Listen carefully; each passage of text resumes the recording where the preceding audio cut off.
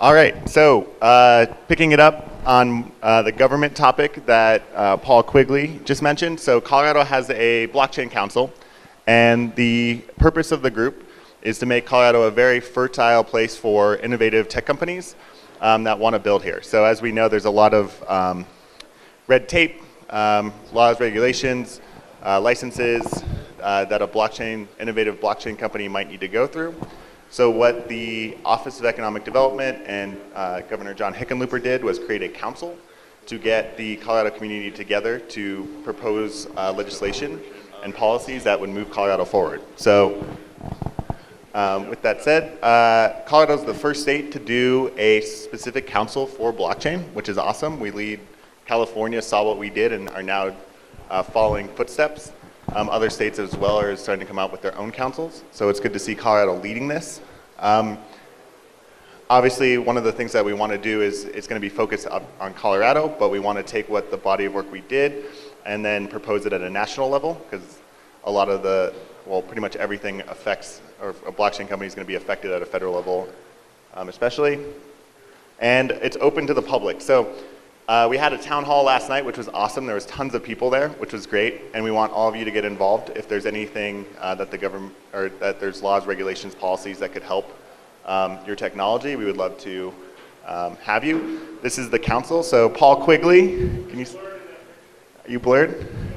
Oh yeah, you're a little blurred. Whoops. Paul Quigley's on the council. I saw Matthew here earlier as well. Also, I want to shout out Scylla real quick. You've been an extremely beneficial person in the group, very collaborative. And then there's working groups. So I'm not going to go through each and every one of them, but if you're looking for a money transmitter license, there's a fintech sandbox that's getting set up. That would be something to look into. If you're looking to do a ICO offering, there's a securities and token working group that is going over the definitions of what a token is and how to do your offering in compliance. There is Hannah Parsons running a incorporation group, so getting blockchain companies off the ground much more effectively. There's a smart contracts group, which is looking at using standardizing government data, so smart contracts can use the APIs to transfer things like titles, assets, and other things. So if you're looking to get involved, these are the working groups that we're currently looking at. It would be awesome for more participation.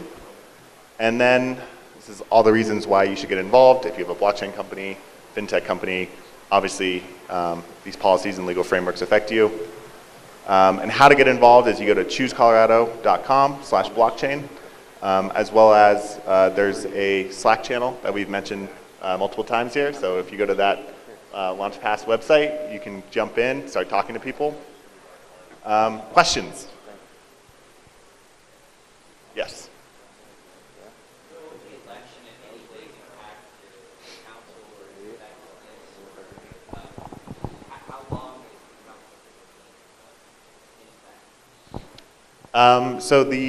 So good question. So there's two major elections that would impact, which are the gubernatorial race and the AG race.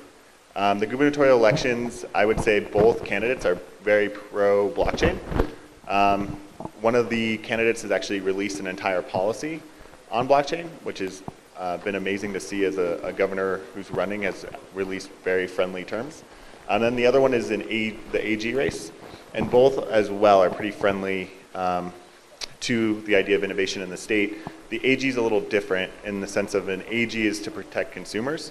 So both are pro-innovation as long as consumers are protected. So they like the economic growth in the state, they're excited for that, but at the same time they both are wary or want to make sure that consumers are protected. So it's a good question. And actually one of the AG candidates has proposed an innovation office to actually look at innovative tech coming out of the state. Yes. Can you say a little bit more about the fintech sandbox and who's responsible for it? Right. That's a great question. So the question was fintech sandbox and who's responsible. So a fintech sandbox would allow a company in their early stages to operate without licenses and registrations that a normally larger company would need. So things like money transmitter licenses, banking licenses. The fintech sandbox would be operated under the AG's office, So the AG would be able to grant an exemption for a company if it had under a certain amount of users, a certain amount of money or managed. And the idea there is basically if you're 3 founders that are working out of like a coffee shop or a co-working space, compliance in those early stages is costly, not only from a money standpoint, but from a time standpoint. So the idea would be able to get your product to production, and then once you have users and you're about to scale, then you would go outside of the sandbox and get the licenses, registrations needed. But before that, you could be exempt, and it would fall under the AG's office. Yes. So the question was, who was the point person for the FinTech Sandbox? In Arizona passed their FinTech Sandbox. They had the AG.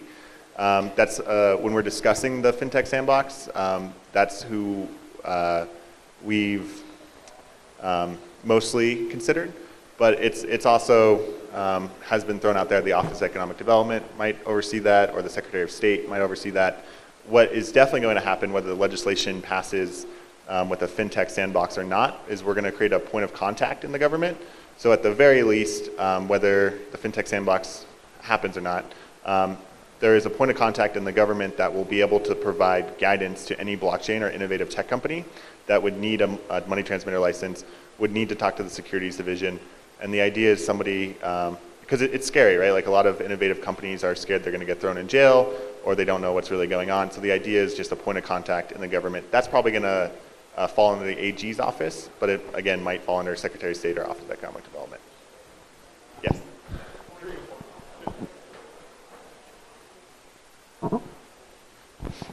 Just a point to support Paul's comment.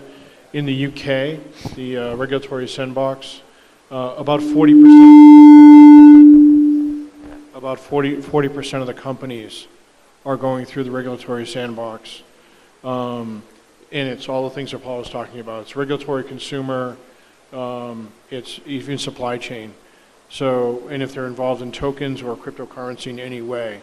So it's really proven itself. The issue is whether we can get it to work in Colorado as a way to stimulate innovation and make us a destination for companies.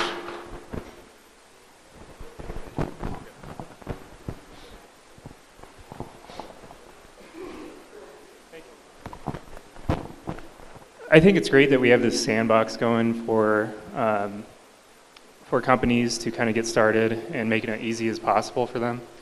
I also would like to see more action with how can we use the blockchain for public good in Denver. It would be great if we could start thinking about how to address the homeless problem, for instance, and just like maybe a voting system would be great. I would like to see just kind of a lot of creative ways to actually interact with the blockchain for the benefit of the public and not just, these startups to make money. Totally agree with you. So the council specifically is looking at legal frameworks, but actually 2 members of the council have previously proposed projects for distributions to homeless or to the homeless. The idea being that if the government were to provide support to the homeless people that live in the state, a lot of times they buy beer, they buy cigarettes, they buy things that don't necessarily get them off the street or help them. So actually 2 of the council members have proposed solutions that use a blockchain solution that basically it's almost like a credit to a certain store, and it's limited to what you can buy, right? So it's food, clothing, things like that. And so there are solutions that have been proposed, and I think that's awesome. I also know because of their work, the Office of Human Services is looking at projects like that. So the council specifically is for legal frameworks and policies, but there are people that are currently out there looking at solutions like that. So I'd highly recommend you try and get involved there too. Yeah. Thanks. Yep. Yes. Oh, actually, let's do Jason. You already asked a question. We'll do Jim real quick, and then we'll get back to you. So I just haven't had a chance to ask you guys this in the last few days, but do you know if anybody has awareness of HR 6913, which is the Blockchain Promotional Act of 2018 that was introduced a couple weeks ago? It looks like it's trying to basically do similar to what the Governor's Council is doing, and I'm It's kind of been introduced by a couple representatives outside of the blockchain caucus. So I'm kind of curious, like... Do you know who's proposing it? Yeah, it was like Representative Guthrie, I think. So I just didn't know if anybody on the council was aware of this. I am not. I don't know. Paul Quigley is, yeah. Here. Paul Quigley is going to answer your question real quick. Here you go. So your question is whether their bills have brought into the council? No, Just whether there was any awareness. Yeah, there's awareness of it. Most of what they have right now, or they're bringing into the General Assembly in January, is actually around identity. It's not digital identity. It's nothing to do with blockchain specifically.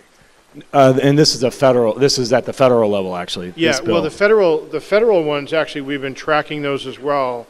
And through the blockchain caucus, the interesting thing is I think there's curiosity. I don't think there's really much action being taken.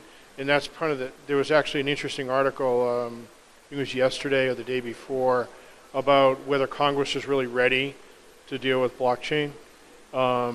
So I think there is nibbling along the edges of that. And identity was one, and it came out of the rep who filed it actually had a very high concentration of constituents who were affected by the breach with Equifax. That's how the bill kind of came out. So the constituents complained about it, and this is what they did. I don't know. It hasn't been tabled as a committee item that we know of, but yeah, we're aware of it. And just to add a little transparency, is there any specific funds that have been earmarked for the council itself? Is it actually receiving any funds, and is current council participation completely on a volunteer basis? So no one on the council is receiving funds for their work there, and then it's also open to the public, which anyone can volunteer and get involved in. So it's not a paid-for position. That makes sense. Any other questions?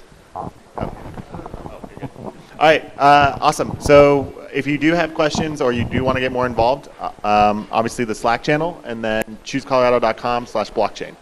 So thanks, guys.